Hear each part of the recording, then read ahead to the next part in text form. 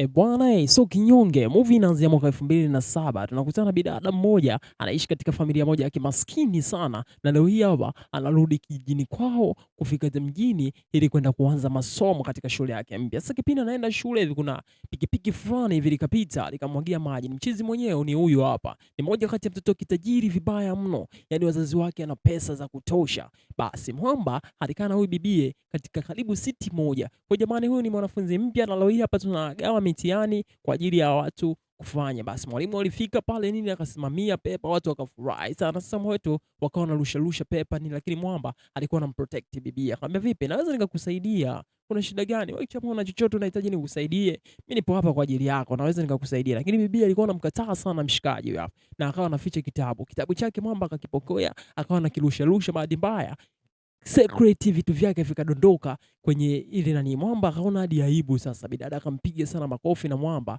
akatulia. Sasa kipindi baadaye kwa darasani, Mwamba anataka kumrudishia bibie kitabu chake. Alivyorusha hivi, bibie sasa akaona huyu kumbe hanijui. Kwa upande wa chini hivi akaamua kuweka kiti juu ya Mwamba kwenye mguu. Mwamba alipiga kelele sana za kutosha na akaamua kutoka. Basi baadaye bibie yuko na rafiki yake wanatembea, mshikaji naye akaja na rafiki yake, akamwambia, bwana, umemuumiza sana rafiki yangu, kwa hiyo inahitajika pesa aende hospitali. Kwa hiyo bibi akamwangalia. Bibi anapitia wakati mgumu sana, maana anafanya kazi kwa nguvu ili baba yake aweze kuwa sawa. Akaamua kutoa credit card yake, bwana, chukua kadi hii hapa, nenda kapone. Lakini Mwamba akasema, ah, bwana mimi siumwi, hamna chochote bwana.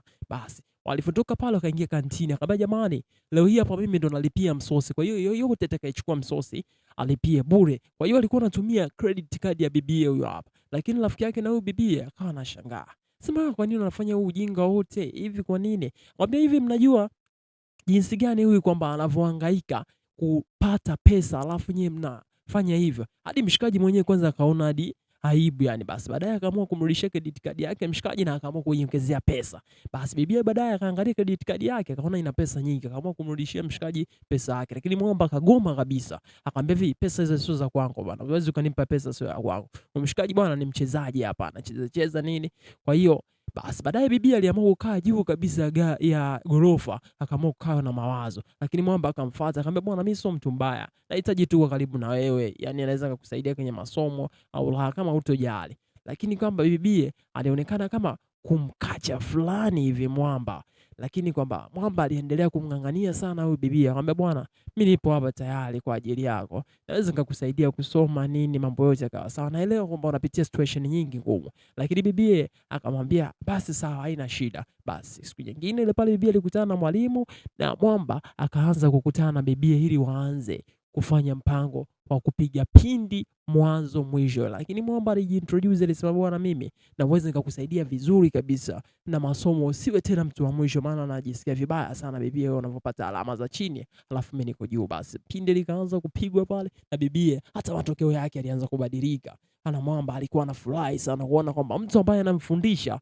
anaelewa na mambo yanaenda sawa. Sasa leo hapa bibi alikuingia darasani, Mwamba aliona huzuni sana, na rafiki yake alimwambia, bwana huyu sijajua ana shida gani. Basi Mwamba alilala na akaamua kwenda kwenye domu ya bibi. Akamwambia, mbona leo hujaingia class na hujaniambia una shida yoyote? Mara ghafla Mwamba akaangalia kwenye bega lake bibi huyu hapa, akagundua kwamba bibi amefiwa na baba yake, kwamba babake ambaye alikuwa na fight sana kutafuta hela ili mradi awe sawa, lakini bibi akampoteza babake. Wewe bibi alitoka nje alikimbia sana na kulia sana ili mradi mambo yakae sawa. Basi siku zikaenda nini, wanafunzi wakamaliza masomo, wakacelebrate pale vizuri, na bibi huyu hapa alikuwa hajaongea na mshikaji muda mrefu sana. Kwa hiyo mshikaji aliamua kupropose bibi, bwana naomba tucheze wote hapa. Basi bibi bila kupoteza muda, si unajua tena anamkubali mshikaji, kwa hiyo kama kutulia wote nini, wakawa wanacheza nini, wana dance pale, wanafurahi, wana enjoy. Hata rafiki yake pia alifurahi jambo hili, kumuona rafiki yake pana furaha. Mara ghafla taa zilizima, Mwamba akampiga busu bahati mbaya bibi, wakakumbatiana pale fresh.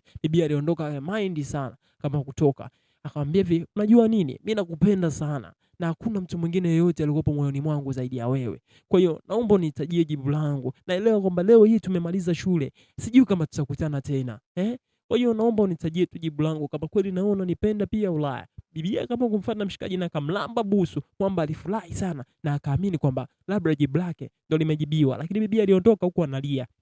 Twende mpaka mwaka 2009 baada ya bibi kumaliza shule nini, akaingia chuo moja kati ya library, akakutana na mwanaume mwingine na akapendana sana. Basi siku kadhaa hivi kupita nini, mapenzi yalikuwa taladadi nini, Lakini bibi anatoka nje leo hii hapa Mr. Library, anakutana na mpenzi wake wa zamani. Akamwambia, vipi? Mbona tumekutana hapa?" Akamwambia, "Bwana, mimi nimekuja hapa kwa ajili ya kwenda temple, kwenda kusali na dada yangu." "Vipi wewe? Lakini nakumbuka ulinikwambia nakupenda, lakini hukunijibu tu, ulinikisi. Hebu leo naomba unipe jibu langu." Basi mara ghafla mshikaji yule pale ambaye mpenzi wake mpya akatokea, akamwambia, "Bwana, mimi ndio boyfriend wa bibiye huyo hapa. So wewe akamwambia, "Bwana, twendeni tu hivi fresh." Basi mshikaji wakaamua kwenda wote temple nini, wakafurahi, wakaenjoy nini, kama kutulia, akaamua kuwapisha muda kidogo bibiye huyo hapa Yohani pamoja na mshikaji. Akamwambia, "Mimi nilikwambia nakupenda kwa dhati. Sasa kwa nini hukuniambia jibu langu? Uliniondoka tu ukanipiga busu." Mwamba akaforce akampiga busu la zito la bibiye huyo hapa. Na Mwamba akawa anaonekana na maumivu makali, kwamba Mwamba anampenda sana huyo bibiye, lakini bibiye hataki kuelewa hisia zake na anaamini kwamba bibiye anaamini kwamba mshikaji labda anahitaji tu kumchezea. Kwa hiyo akamnywesha pombe za kutosha na mshikaji naye akawa anavesha vya kutosha. Sasa bibiye kipindi amelala akawa anataja tu jina la mshikaji. Sasa mpaka mpenzi wake akawa anajiuliza, "Hivi kwa nini ulikuwa hivyo eh? Yaani ulikuwa unataja tu jina la yule mwanaume. Kwa nini ulikuwa?" Basi baadaye akamfuata, "Kwa nini umeninywesha pombe eh? Umeninywesha pombe mpaka nikawa na tu naongea vitu vya upumbavu." Akamwambia, "Ni kweli kabisa nimekunywesha pombe. Na najua wewe ndo unayekupenda na uliondoka bila kunijibu swala lolote, na mimi amini usiamini, mimi nakupenda wewe tu, hakuna mwingine zaidi yako. Kwa hiyo naomba unikubalie kwa hilo." Lakini bibiye alionekana tena kumchomolea. Twende mpaka mwaka 2011 bibiye alivyomaliza pale chuo akaamua moja kwa moja kwenda kijijini kwao, maana mjomba wake ndo amebaki tu kumlea mama yake, na yeye mama yake ana ugonjwa fulani hapa unamsumbua. Kwa hiyo aliamua kutulia pale, leo hii hapa yuko na mama yake. Basi akatazama mbele akakutana na mshikaji huyo hapa. Mwamba akishua kwamba kila kona wao wana kampuni mzee. Basi akamwambia, "Vipi huku umefuata nini?" Akamwambia, "Bwana, kuna kampuni ya mama yangu iko mitaa hii hapa." Basi akamwambia, "Vipi? Mbona unatengeneza midoli?" Akamwambia, "Hii midoli ndio inanifanya kwamba mimi niishi hapa mjini." Kwa hiyo Mwamba alivyomuona bibia alifurahi sana. Kwa hiyo akasema, "Bwana, mimi nimefurahi sana. Naweza nikakusaidia kutengeneza hii midoli. Hii usinikubalie tu mimi tuendelee kuishi wote kwa pamoja eh? Wewe unanifanyia hivi." Bibi akaamua kumchomolea mshikaji akaondoka. Na Mwamba bila kuchoka usiku akaamua kutengeneza naye mdoli ili mradi tu aonyeshe upendo wake wa dhati kwa bibie. Bibie alichungulia akamwona Mwamba usiku hajalala na nini anakesha tu kutengeneza kitu. Basi bibie asubuhi anaamka anamshtua mshikaji ili kumtazama hivi Mwamba. Mwamba anambia, "Niko fresh bwana, nilitengeneza kitu kizuri kwa ajili yako." Lakini naweza tu nikaenda. Bibi alifurahi sana, walifurahi wote kwa pamoja. Bibi aligundua kwamba Mwamba anajitahidi sana kumuonyesha upendo, lakini bibi anaamini kwamba huyu ni wakishua sana. Kumtazama mikononi akamuona Mwamba kachanika chanika, akaona kweli Mwamba ana upendo wa dhati mpaka amekubali kufanya yote. Kwa hiyo akaongea pale, akamwambia bibi, akamwambia kwamba mshikaji, kwamba nahitaji uende Shanghai, uende ukatafute kazi na mimi na imani nitakuwa huko huko nitapata kazi. Kwa hiyo tutakaa wote kwa pamoja. Basi naomba unisikilize kwa hilo tu, ili mradi tuendelee wote kwa pamoja. Kwa hiyo bibi aliamua kukubali, wakaamua kuapply kazi wote Shanghai ili mradi. Sasa kukutana pale, bibi alikosa kazi mitaa ile pale. Lakini akakutana na rafiki yake akamwambia, "Bwana, unajua Beijing mlale kuna kazi nzuri, unaweza ukaapply pia ukapata kazi." Kwa hiyo bibi akaapply kazi Beijing akapata kazi. Sasa leo hii hapa anatoka anampigia mshikaji. Akamwambia, "Bwana, nilikosa kazi Shanghai, kwa hiyo nimepata Beijing." Mwamba akaonekana kufoka sana. "Kwa nini unisikilizi?